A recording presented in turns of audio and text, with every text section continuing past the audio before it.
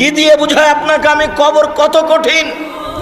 রাসূল সাল্লাল্লাহু আলাইহি ওয়াসাল্লাম বলেন, যখন তাকে কবরে জিজ্ঞাসা করা হবে দ্বীন সম্পর্কে, মুহাম্মদ সাল্লাল্লাহু আলাইহি সাল্লাম সম্পর্কে, ইসলাম সম্পর্কে, সে যদি উত্তর দিতে না পারে, ইয়াযরিবু জারবাতান, এত জোরে তাকে ফেরেশতা মারবেন, ইয়াসিহু সাইহাতান, সে বাপরে মারে করে চিৎকার করবে, ইয়াসমাউ মা বাইনাল মাশরিক ওয়াল মাগরিব ইল্লা সাকালাইন, সারা পৃথিবীর জীবজন্তু, কীটপতঙ্গ, পদার্থ, জড় পদার্থ সব কিছু তার চিৎকার শুনতে পাবে, মানুষ আর জিন শুনতে পাবে না। এখান থেকে 50,000 কোটি কিলোমিটার দূরে যে বস্তু আছে সেও শুনতে পাচ্ছে এই কবরের চিৎকার। সে কত জোরে চিৎকার করছে আপনাকে আমি বোঝাতে অক্ষম। মুহাম্মদ সাল্লাল্লাহু আলাইহি ওয়াসাল্লাম বলেছেন, যে মারে সে চোখে দেখে না, যে মারে সে কানে শোনে না, যে মারে সে ফেরেশতা, তার রং বিভিন্ন ধরনের, কালো নীল, ভিন্ন ধরনের রং, চোখে দেখে না, কানে শোনে না, কোথায় মারছে আর চিৎকার যে করছে ও শুনতে পায় না, যার কারণে তার মারার গতির পরিবর্তন হয় না। মারে যে সে পুলিশ নয়, মারে যে সে মানুষ নয়, সে খায় না, পেশাব করে না, তার সংসার নাই, তার বিবাহ শাদী নেই, তিনি হচ্ছেন ফেরেশতা। প্রথম বাড়িও যেমন, শেষ বাড়িও তেমন, এইভাবে তাকে মারতে থাকবে বিচারের দিন পর্যন্ত। রাসূল সাল্লাল্লাহু আলাইহি সাল্লাম বলেন, যে লাঠি দিয়ে মারা হয়, যে হাতুড় দিয়ে মারা হয়, সেই হাতুড় যদি পাহাড়ের উপরে মারা হয় তাহলে ফায়াসির তোরাব, সেটা পাথর হয়ে যাবে, ধুলা হয়ে যাবে, একবারে খান খান হয়ে। পাহাড়ের উপরে মারা হলে পাহাড় ধুলা হয়ে যাবে। যেই হাতুড় দিয়ে মারা হয়, সেই হাতুড়টা যদি পাহাড়কে মারা হয় তাহলে পাহাড় ধুলা হয়ে যাবে। মুহাম্মদ সাল্লাল্লাহু আলাইহি সাল্লাম এইভাবে বলেন। কি দিয়ে বুঝায় আপনাকে আমি কবর কত কঠিন? এখানে চিৎকার করছে, তার কণ্ঠ, তার শব্দ শুনতে পাচ্ছে 50,000 কোটি কিলোমিটার দূরে। যে মানুষ, যে জীবজন্তু আছে, জিন আর মানুষ ব্যতীত যেই পদার্থ, জড় পদার্থ আছে, সে শুনতে পাচ্ছে কবরের শাস্তি, শুনতে পাচ্ছে গিলাসটা, কবরের শাস্তি শুনতে পাচ্ছে বক্সটা, কবরের শাস্তি শুনতে পাচ্ছে বাল্বটা, কবরের শাস্তি শুনতে পাচ্ছে এই মাইক, সব কিছু শুনতে পাচ্ছে কবরের চিৎকার।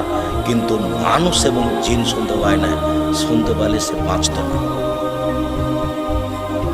আপনাকে আমি বুঝাতে পারি কবর কি জিনিস। রাসূল সাল্লাল্লাহু আলাইহি সাল্লাম দিন রাত কবরের শাস্তি থেকে বাঁচতে চাইতেন। যখনই তিনি জানাজায় দাঁড়াতেন, তখন লোকটার জন্য কবরের শাস্তি থেকে আল্লাহর কাছে বাঁচতে চাইছেন, আল্লাহ তুমি তাকে কবরের শাস্তি থেকে বাঁচাও।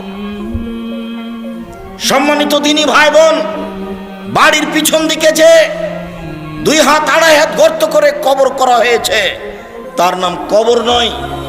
সেটাই যদি কবর হতো তাহলে যাকে বাঘে খেয়ে নিল তার কবর কোথায়? কবরস্থানে 2-2.5 হাত যে কবর করা হয় সেটাই কবর নয়। সেটাই যদি কবর হতো তাহলে যে আগুনে জ্বলে ছাই হয়ে গেল তার কবর কোথায়? সেটাই যদি কবর হতো তাহলে যে পানিতে ডুবে হারিয়ে গেল তার কবর কোথায়? মরার পর থেকে নিয়ে বিচারের দিন পর্যন্ত একটা দীর্ঘ সময়ের নাম কবর, যাকে বলা হয় আলামে বারজাক। এই দীর্ঘ সময়ের নাম কবর, এটা কোনো জায়গা, কোনো স্থান নয়। সম্মানিত দিনী ভাই বোন, এই দীর্ঘ সময়ের ভালোটা হলো ভালো, খারাপটা হলো খারাপ। মানুষটা যদি ভালো হয়, মরার পরে ফেরেশতা যখন জিজ্ঞাসা করবেন, তখন যদি তার উত্তর ঠিক হয় তাহলে ফেরেশতা বলবেন, নামকা নাওমাতিল আরুসে লাইকুদুইলা আবালিহি, তুমি ঘুমিয়ে যাও বাসর রাতের ঘুমানোর মতো, যাকে কেউ জাগাবে না তার অতীব প্রিয় মানুষ ছাড়া। তুমি ঘুমিয়ে যাও বাসর রাতের ঘুমানোর মতো, যাকে কেউ জাগাবে না অতীব প্রিয় মানুষ ছাড়া। যখনই তাকে ঘুমাবে, ঘুম থেকে জাগাবে, তখনই সে একটু কষ্টবোধ মনে করে বলবে, এখনই তো মাত্র ঘুমালাম, কেমন হয়ে গেল, এখনই তো ঘুমালাম, কেন আমাকে এভাবে উঠানো হলো? তার একরকম একটা পরিবেশ থাকবে। অথচ সেই লোকটা কবরে ঘুমিয়ে আছে 4,000 বছর থেকে, 10,000 বছর থেকে। তার মানে ভালো মানুষের কবরে থাকার সময়সীমা হলো বাসর রাতের সমান। তা 2 ঘন্টা হতে পারে, 2.5 ঘন্টা হতে পারে, 3 ঘন্টা হতে পারে। এটা হলো ভালো মানুষের কবরের সময়সীমা। আর যারা খারাপ মানুষ, তারা তো আপনাকে আর আমি কি দিয়ে বুঝাই? কবরের শাস্তিকে স্বপ্নের মতো বলা যেতে পারে। আপনি পাশে বসে আছেন, আপনার ভাই শুয়ে আছে, ঘুমিয়ে আছে, গোখরা সাপ তাকে দংশন করছে, সে বাপরে মারে করে চিৎকার করে পালিয়ে যাচ্ছে ঘুমের ঘরে। এরপরে তার ঘুম ভেঙে গেল, ঘুম ভাঙতে দেখতে পাচ্ছে গমা সাপ কত বড় ছিল, রং কেমন ছিল, কিভাবে কে দংশন করছে, সে সব কিছু এখন অক্ষরে অক্ষরে বলে দিতে পারবে ঘুম থেকে উঠে।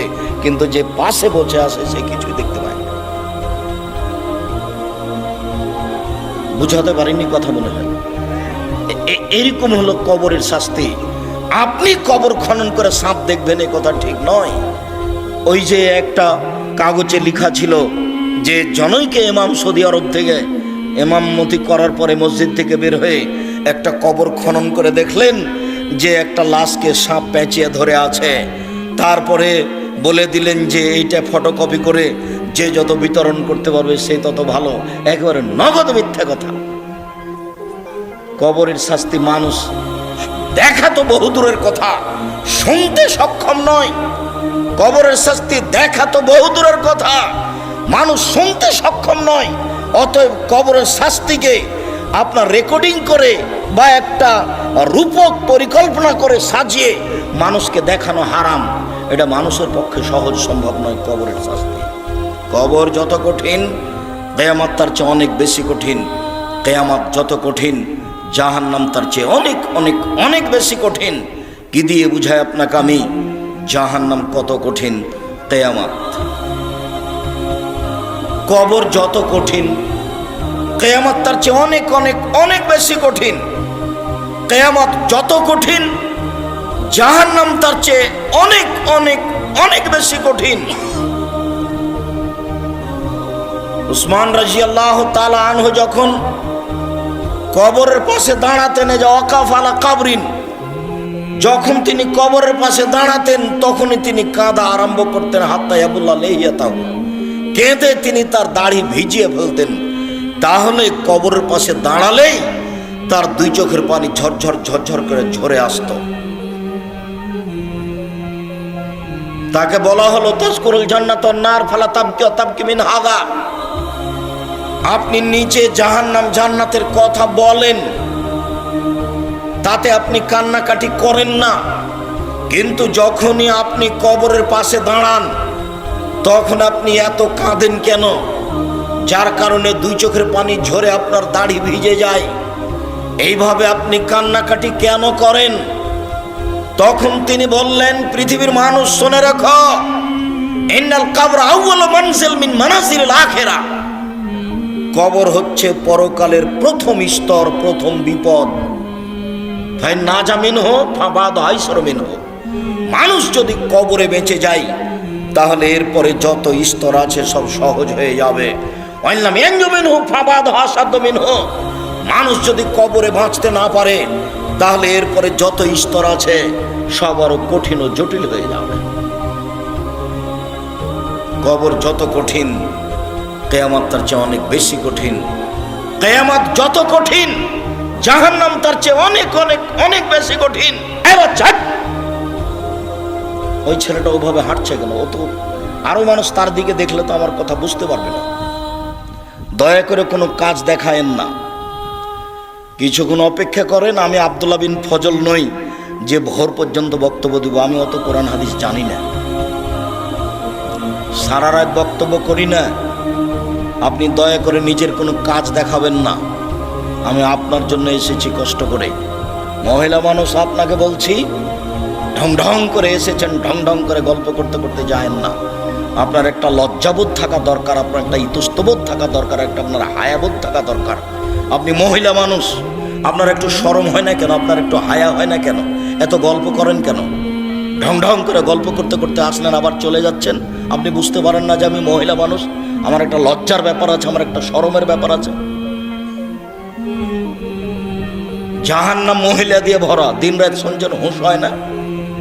জাহান্নাম বলতে নারীকে বুঝাই, জাহান্নাম বলতে নারীকে বুঝায়। এ কথা আমরা তো বলিনি, এ কথা মুহাম্মদ সাল্লাল্লাহু আলাইহি ওয়াসাল্লাম বলছেন। আল্লাহ রাসূল বলছেন, আমি জাহান্নামের দিকে তাকিয়ে দেখলাম অধিকাংশই নারী। আবু হুরায়রা রাদিয়াল্লাহু আনহু, এই ছেলে তুমি এভাবে সাড়া দিবা না, কোথায় চুপচাপ বসে থাকো, তুমি লজ্জাবোধ করো। তোমার মাই তো এখানে বসে আছে ছোট ব্লাউজ পরে, তোমার শরম হয় না? তোমার ইতস্তবোধ হয় না? তুমি বলে দিও তোমার মা যেন এরকম ছোট ব্লাউজ পরে আর দিন না কাটায়, সময় না কাটায়। তোমারও তো ইতস্তবোধ হওয়া দরকার। তোমার বাপ এখন দাড়ি চেঁচা এখানে বসে আছে, ঢং দেখাচ্ছ, ধর্মকে পাগল পেয়েছো বাপ বেটা। নিজেকে মুসলমান মনে করো, দিন ধর্ম মেনে চলার চেষ্টা করো। সময় সে আর কোনো পথঘাট মানুষের কাছে নেই। অতএব লজ্জাবোধের দাবি রাখি। কথার মধ্যে উপস্থিত বৈঠকের মুসলিম বোন, আপনাকে নিয়ে দুটা কথা বলছি, শোনেন।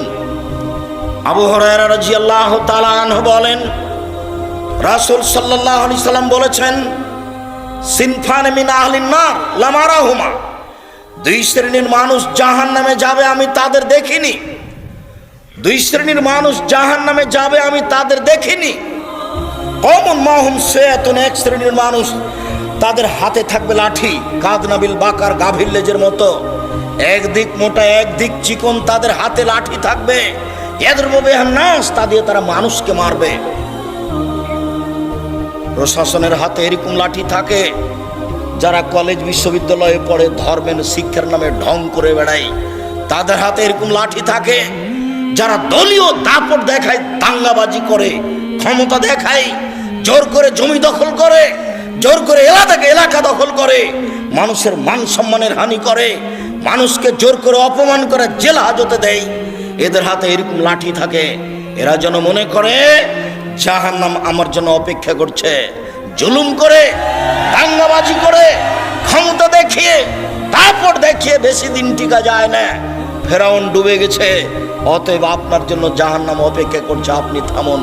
আপনাকে আমি অনুরোধ করেছি, ক্ষমতা দেখিয়ে, দাঙ্গাবাজি দেখিয়ে, জুলুমবাজি করে, মানুষের প্রতি অন্যায় অবিচার করে, ক্ষমতা দেখিয়ে, মানুষকে জেল হাজতে দিয়ে, মানুষকে অপমান করে 1 মিনিট বাঁচার চেষ্টা করিয়েন না। নরম হয়ে থাকেন, খুব নরম হয়ে থাকেন। মাটির মানুষ, মাটির মতো হয়ে থাকেন, ফলাফল ভালো হবে। সময় অল্প। কালকে ছিল 40 বছর, আজকে দেখছেন 60।